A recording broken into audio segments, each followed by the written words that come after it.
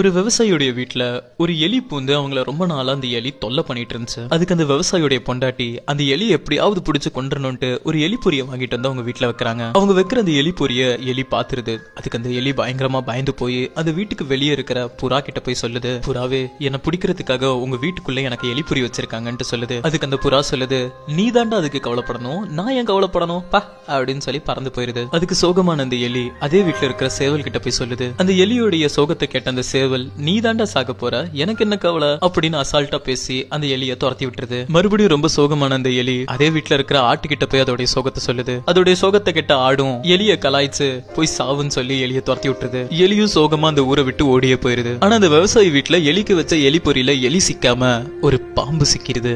எலிதான் மாட்டிக்கிச்சுன்னு தைரியமா பக்கத்துல போன விவசாயி பொண்டாட்டிய பாம்பு கொத்திடுது. உடனே விவசாயி டாக்டர் கூப்பிட்டு ஒரு பொண்டாட்டிய குணப்படுத்திடுறாரு. ஆனா டாக்டர் போகும்போது உங்க பொண்டாட்டிக்கு புறா சூப் கொடுங்கன்னு சொல்லிட்டு போயிடுறாரு. உடனே விவசாயி